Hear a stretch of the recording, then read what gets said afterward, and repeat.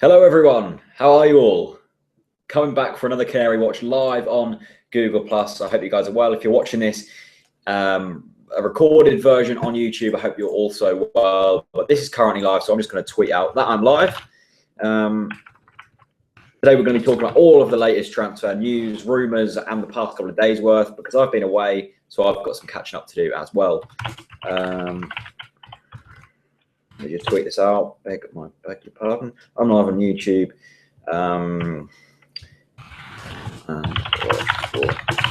latest NCFC transfer news. There we go. Tweet that out. Oh, right, cool. Right, we're good to go, I think. Yeah, so let's do this. Right, lots and lots of transfer news to get through. I'm going to be here for about 10-15 minutes. There is a lot to talk about. But yeah, the first bit of news is Charlie Austin. Charlie Austin might be coming to Norwich City, according to Sky Bet anyway. I don't normally like listening to the bookmakers, but according to Sky Bet, his odds have been cut from 33-1 to 4-1. So something must be happening. I'm not too sure if someone's put on a big old bet or there is actually some substance in this one, but Charlie Austin's sort of been floating about for the whole transfer window, hasn't it? Never really had a serious link to Norwich City, but it's always been one that has been sort of milling around, and you know, every Norwich fan wants him, but we haven't really thought that we could get him. But this Sky Bet tweet that came out earlier saying that his odds have been cut from 33-1 to 4-1, a massive drop, kind of got everyone thinking about, hang on, have we not signed a striker because this is the man we're after? Massive, massive news. Would be fantastic if we could get hold of him, like a proven Premier League goal scorer who would bag 15 goals a season. And then we've got the other transfer news. Apparently, John Walters, we've put another bid in for John Walters. Like, what is all that about? John Walters from bloody ex-Ipswich Town player. Like, he's old. He's not scoring goals anymore. He's not the player we need. Why are we still chasing John Walters? What is all that about? And then obviously we had the Benik news that we put in a third bid worth £10 million for Benik. That got rejected. Wolves are standing their ground. Why they're not taking the 10 million, I'll never know. He's not worth 10 million. We're paying way over the odds for him. But I would be over the moon if we did sign him, solely because he's young. He's sort of proved, but I think he'd score plenty of goals in the Premier League. Others aren't so sure, but he's worked his way up from under 21 to League One to Championship and scored goals at every level, which suggests to me that he would be able to step up into the Premier League and score goals fine. And then obviously we've got the what's his name, Koulibaly from the French leagues, who have also had a bid rejected for the centre-back, £8.7 million. So we're splashing some cash out here, but unfortunately, we're just not getting the bids accepted at the moment, which is unfortunately been the story of our transfer window. We're just having loads and loads of bids put in and just the more rejected, which is really worrying. I say worrying. It's not worrying. Alex Neil, I'm fully trustworthy of him, and I'm sure he'll do a fantastic job. I'm just going to tweet this out once more because I think some people haven't quite got in it yet. So let's tweet that. As always, if you want to leave some comments, please do feel free to put it in the comments of this video. We've already got one. EDS Amy, does that mean Sky Sports Amy? Just has tweeted saying Bournemouth have bid money plus 2 players for Charlie Austin. Who's EDS Amy? Is that some kind of ITK? Let me just search EDS Amy. Haven't heard of EDS Amy before. I've heard of Amy Lewis from Sky Sports News. He's normally quite reliable.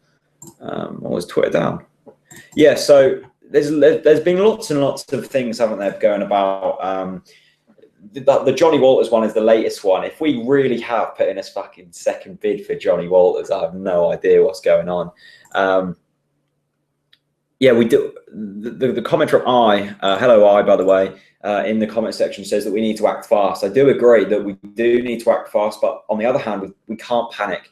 I think we do need additions to the squad, and I think we do need them, obviously, by the end of the transfer window. But I would rather us not sign anyone than splash like 15 million on a player that we don't really need and we haven't put much research in, which seemed the way we went about the whole Ricky Van Wolfswinkel deal when we got him was a fairly unresearched transfer and paying way over the odds. It was sort of a panic buy. Although it was so early on in the transfer window, I think that was a panic buy. As always, leave your comments in there. I want to talk about Lewis Grabban as well. I obviously put my video out, which went down really, really well, which I'm very grateful to all you guys who watched that and liked it and shared it and everything. Went down really well, actually. I don't think he's going to leave. I genuinely don't think he's going to leave, mainly because I don't think Alex Neil will sell him for a cut price, of which Bournemouth want to do, because they know he wants to leave. So they were thinking, well, if we shove 6 million at him, you know, he might be tempted to come, and the club might be tempted to let him go solely because to get him off the books and to get some trouble off the books. But Lewis Grabban's a strange character, isn't he? I'm not sure if you watched the video where I mentioned his time at Millwall, where he used to lock himself in toilets and stuff. Really weird kind of guy. And it's just so snide to go behind the team's back and try and force a move out by running away from the team hotel. Just be a man about it. Just face up to Alex Neil and say, look, I want to move away. I'm sure Alex Neil would have said, yeah, if we can get the money, we'll let you go. But the whole way he's gone about it is just so stupid. And that's just, if I was Alex Neil, I'd stick him in the reserves. As I said, I'd stick, if any player ran away from the team hotel, if I was manager, I'd shove him in the reserves. I wouldn't let him go. And I'd let his contract run out. Obviously, unless we're financially tight and we can't afford to pay his wages, I'd throw him in the reserves, teach him a lesson, because that's out of order. It really is. It goes behind every player's back. It goes behind the management staff, the people, us fans who are paying his wages pretty much. Just really, really distasteful. And that really wasn't on from Lewis Grabban. I hope we get rid of him, because we don't want them players around the club. The whole Basong and the Wes Hoolahan saga that happened, what was that, a few years ago now, was a completely different thing. They didn't really go behind our back. Basong, I think, just had a really big misunderstanding with Neil Adams, and the Wes Hoolahan one was very strange. I could never really grasp what was happening there, but it didn't seem as snide and as sort of evil, well, not evil, but you know what I mean. It's just a bit sort of childish what Lewis Grabban done. And I do hope we get rid of him. Let me just check if there is any more comments. Let me know what you think about the current transfer rumours. We've got Afobe, we've got Kabali, we've got John Walters, we've got Charlie Austin. We've got a few really going. Perry says, Liverpool fan here, just wanted to tell you how great I think the channel is. Really enjoying it, quality. Keep it up. Thanks very much, Perry. I assume you've maybe been sent from Redmen TV. If so, thanks very much. If not, you found me on Twitter or whatever. Massive respect for that. Ashley Pringle, how about we look at the Australian A-League? I'm not sure if the quality's there, mate. Carl Jacket with an instrument. Carl Jocat. Sorry if I pronounced your name wrong, Carl. He says, keep the squad as is. No ins or outs. Grabs to stay and be a big player this season. Austin wages would be unstable. The club, big time. I have to disagree there, Carl. I honestly do, mate. Grabs, I wouldn't keep him at the club, mainly because I don't think he's good enough, to be honest. I can remember when Wes Hoolahan wanted to move to Aston Villa, I wasn't so sort of uptight about it, because I knew how good of a player Wes Hoolahan was. I just don't think Grabban's a very good player in the Premier League. I think he scores goals in the Championship. I don't think he has scored many goals in the Premier League. I think we can do much better. So I disagree on that point. Although I can see where you're coming from. He obviously did do well for us last season. Austin wages would be unstable. Now that is a good point, actually. The whole, apparently he's on 60k a week, which is obviously he would go to our top earner on that kind of money. But I think we've got to do something like Stoke have done. Maybe not this early on, maybe next season. We tried it, didn't we, under Chris Hughton? Just trying to transition into a club that isn't fighting relegation every season. And then you step up to like trying to fight for mid-table every season. And then you just make slow stages. And then one day, hopefully, we'll be fighting for maybe top 8, something like that. I think if we don't invest big into players, we might be left behind slightly. We might be left behind with the club and become a club that is fighting for relegation, become a bit of a yo-yo club. We don't really want that. As much fun as the Championship is, realistically, to become a big club, we can't be doing that. So I know what you mean about the whole Austin wages thing, but if we let Grabban go, release his wages, get a bit of cash for him, I think we can afford the whole Austin thing. I mean, I'm no finance expert, but I'm pretty sure that we're in a financially stable position. Maybe not be able to splash 60k a week on someone, but it would be a risk. and a risk that I think would pay. And David McNally is a very, very clued up chief executive. He wouldn't do anything too stupid. But I think he might be tempted by Charlie Austin. I really do. And it'll be interesting to see how the rest of this transfer window unfolds, and see just if we get these bids accepted, if we bid in the right amount of money. This has been one of the most interesting transfer windows to follow. I followed it in such depth. I'm going to show you my notes that I've made. This is 5 episodes worth of Canary Watch.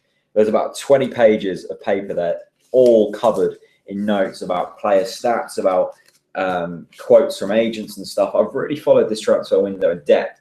Not that I know any more than you. I've just been following up from online. I don't have any contacts or anything, but it's been really interesting to see how we've gone about this and to see Alex Neil's experience in the transfer window and to see how he's struggled compared to other managers who've been able to pick up players. And I've found that really interesting, actually, because Alex Neil is a manager who has come in and worked wonders, and I love the bloke. But you can really see his inexperience in the transfer window because he just hasn't been able to nab these big players that we've gone in for. Because let's not forget, under Chris Hughton, we signed some really decent players. We got the likes of Leroy Fer, who I really liked as a Norwich player, but a lot of others didn't. But he was a big player. Ricky van Wolfswinkel, admittedly, hasn't had the best Norwich City career, but was a big player when we got him. We captured big players under Chris Hughton. We haven't really done that under Alex Neil. And when we have Robbie Brady really being the only big player, obviously Yusuf Malimba and Graham Dorrans are experienced Premier League players, but not really in the calibre of the players we need. But the whole Robbie Brady one was done with such slowness, and it really wasn't done that well. So I'm sure there's improvement to be made. Yeah, so that's my point. Jack Wright just tweeted me on Twitter. Jack Bird Brain said, "Are there seriously no cheaper options? Jelavic surely wouldn't cost 8 million plus." Yeah, but we want to come back to the point of are we wanting to settle for a club who will yo-yo back up and down? Jelavic isn't much of a step up from what we've got. He was fantastic when he was at Everton. I can remember when I think he made his debut at Carrow Road, or it was very close to his debut when he made that move from Rangers. And Jelavic was absolutely phenomenal. He scored 2 goals in that 2-2 draw. But since then, he hasn't really cut it. So Jelavic, yeah, we might pay 6 million for him. But what we're looking to really do is to try and step up and to become that next level team. Maybe we're rushing into things, or maybe that's what we don't want to do, is to rush into things. But at one point, we do need to try and make that step up. By the way, I've just looked out on my window, and the sunset tonight, if you live in Norwich, is incredible. My mate Callum Rivet, who's now a media officer at Norwich, has just tweeted out a sunset at Carrow Road, and it is unbelievable. So just take a little break if you live in Norwich, or it might be anywhere, and just have a look out the window because it's incredible. Actually, I might be able to flip this around. Let's try this. All right, this could end risky. All right. Oh, can you see that? Can you see that sunset? It probably doesn't do it justice on camera, but that looks incredible from the eye. Little 360 going on here with the old Logitech webcam. Lovely stuff. Right, let's check the comments again. I'm not going to stay for too much longer. By the way, thank you so much. There's 30 of you in here with 15 likes. That's fantastic. Oh wow, lots and lots of comments. Okay. If Lewis isn't good enough, I'm sure as hell RBW isn't, from John Hipkiss. Now, this is, I love following Norwich City because of the ins and outs of what it brings. And now Ricky van Wolfswinkel has been given another chance, hasn't he? Since the whole Lewis Graben walking out scenario. And I don't want to jump ship here, but I said Ricky van Wolfswinkel wasn't good enough. I put a video out, titled it, "Is Ricky van Wolfswinkel good enough for Norwich City?" And I said that he wasn't, but his attitude is phenomenal. We can't take that away from him. His work ethic on the training ground and real commitment to Norwich City is absolutely fantastic, considering what a torrid time he's had. He scored a goal midweek. He's very much a confidence player, so for him to get a goal will be huge. The fans really got behind him.